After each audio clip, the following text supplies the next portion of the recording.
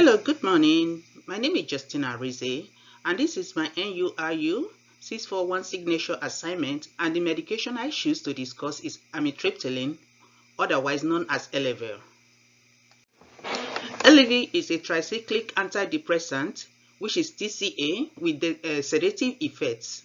Elevil affects certain chemical messenger, which are transmitters that communicate between brain cells and help regulate mood. The FDA-approved indication for Elevil is depression in adults and panic attacks in adults. And there are some off-label indications for Elevil, which are generalized anxiety disorder in adults, PTSD, insomnia, chronic pain syndrome associated with diabetic neuropathy and fibromyalgia, and sometimes it can be used as a migraine prophylaxis. Elevil is well absorbed after oral administration. Elevil is mainly metabolized by CYP2, C19, and CYP2D6 via the liver. Concentration peak after 1 to 2 hours after administration. It is filtered out by the kidney and excreted in the urine. There are some contraindications to the use of Elevil, which includes hypersensitivity to Elevil. Pregnant women, children under 12, and infants should not use Elevil. Elevil should not be used in a patient with QTc prolongation, any form of arrhythmias, any recent myocardial infarction, any heart failure patient, in alcoholic patient, and also patient with liver failure. These are the most common side effects of Elevil, which include drowsiness, irritability, dry mouth, constipation, weight gain. And these are some of the rare side effects, which include seizures, eye pain and swelling, sexual dysfunction, muscle stiffness, fever and sweating. If any of these symptoms occur, help should be gotten right away.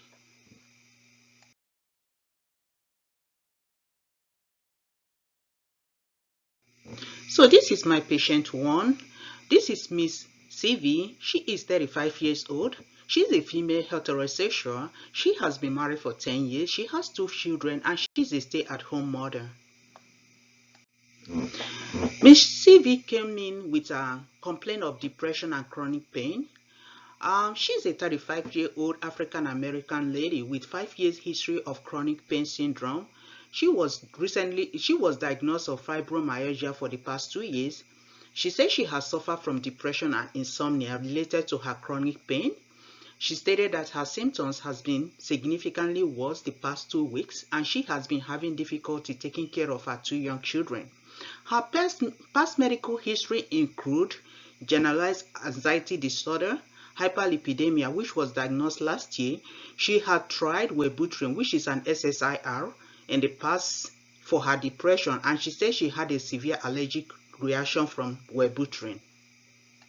Ms. CV's family medical and psychiatric history include her mom is hypertensive and she also had depression. She said that her dad is also hypertensive and also had a previous stroke with no residual disability. She has a younger sister that has asthma. On physical examination, Ms. CV denied fever, any respiratory issue, any GI or endocrine symptoms. She denied any history of seizure or any other neurological issue.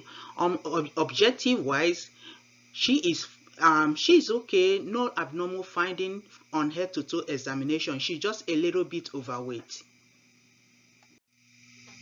Ms. CV reports she has really been isolating herself from going out with friends since her depression started, and also she has chronic pain that also inhibits her from doing what she loves to do, especially going to the movie and date nights with her husband.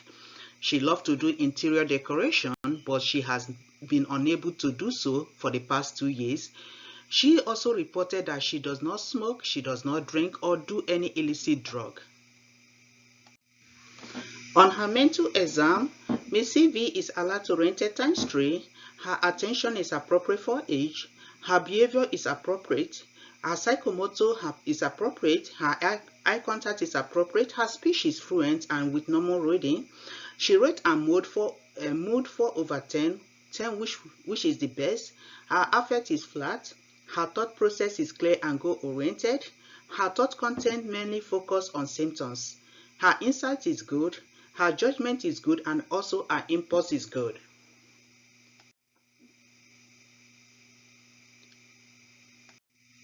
In CV's diagnostic tests are all normal. Her CBC, CMP, TSH, and UA are all within normal limits.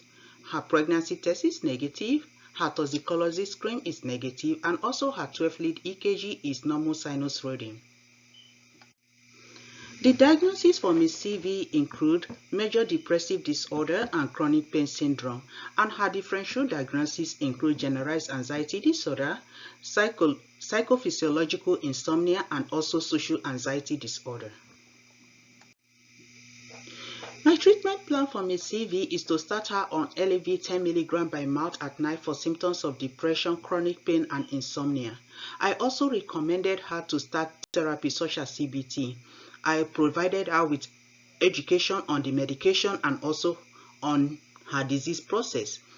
I encouraged her to return to the clinic in 2 weeks for evaluation of the medication effects, including response to the medication. Patient education provided to Ms. CV include to take the LAV as prescribed, not to drink alcohol with LAV, which will increase the sedating effect of LAV, and not to stop taking LAV without consulting with the doctor in order to avoid withdrawal symptoms. Why is LAV appropriate for Ms. CV? LAV is appropriate for Ms. CV because she meets the criteria for having depressive symptoms with her chronic pain and insomnia. Overall, the encounter with Ms. CV went very well. She promised to start her treatment plan and also to start CBT with the prescribed LAV. LAV is used to treat mood problems such as depression. It also helps with the feeling of well-being, relieves anxiety and tension, and aids in a better sleep.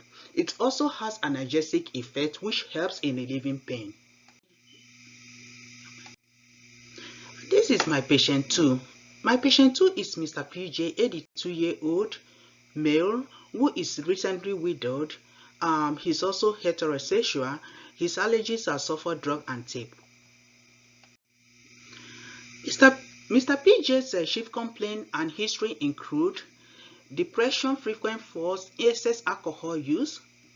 Mr. PJ is 82-year-old white male who was brought to the clinic by one of his sons for frequent falls, unable to care for himself, and recent alcohol use.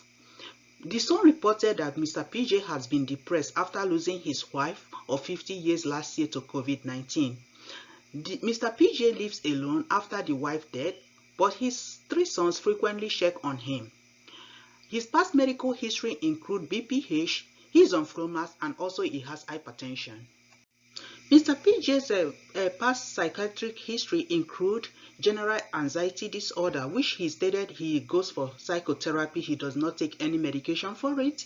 He also denied any suicide ideation or hallucination. His family history, he said that both parents are dead. His mom died of breast cancer and his father died of stroke complication. He has 3 sons who are all healthy. His social history, Mr. PJ and wife are college sweethearts. They've been married for 50 years till his wife passed away last year of COVID-19. Mr. PJ admitted drinking about 3 bottles of beer daily. He lives alone. His sons check on him frequently. Mr. PJ physical exams are all normal. He denied any history of seizure or any system disorder. Physical examination from head to toe are all normal.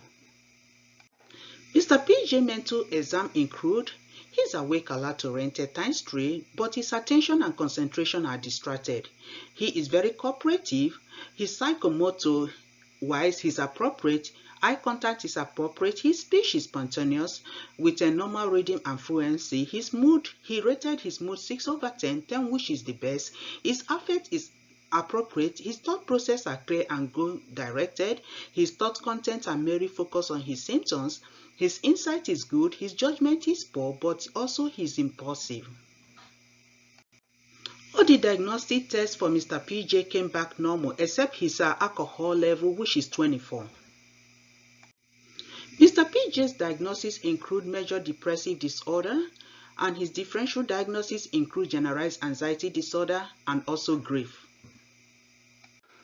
My treatment plan for Mr. PJ is to start him on Celexa, which is an SSRI, 20 mg by mouth for symptoms of depression. I also recommend him starting therapy such as CPT.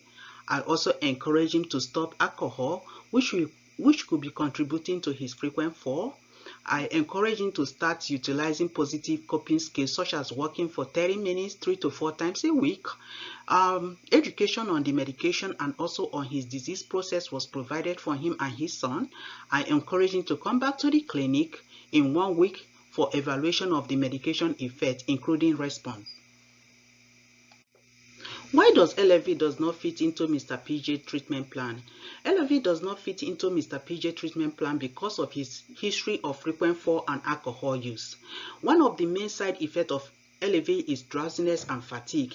Alcohol maximizes the sedative effect of LFV, which will make the patient excessively sleepy and reduction in alertness, thereby increasing falls. My overall encounter with Mr. PJ went well. Initially, the patient was hesitant to the idea of starting on a medication since this is the first time he's being brought to the clinic for his depression. After providing the patient education on Celexa, he agreed to start the medication. Potential barrier for this patient are his willingness and cognitive ability to adhere to the medication orders. The patient is grieving for the loss of his wife, which stands in the way for this patient to comply with the treatment plan. Celexa have a half-life of 35 hours, which will help minimize adverse effect if the patient misses a dose. Caution and diversity for both case studies. For both patients in my case studies, there is no causal barriers that will affect them resuming their medication regimen. For the patient in case study 2, family education will be important in ensuring the patient's sons are prepared to support him and visit him more frequently. Finally, what did I learn from both case studies? There are many factors that determine the appropriate treatment option for different individuals. Gathering a detailed and complete patient physical, mental, and social history can help in determining the most appropriate medication option. Family education is also paramount as patient education to ensure treatment compliance and the most beneficial outcome. And these are my references. Thank you.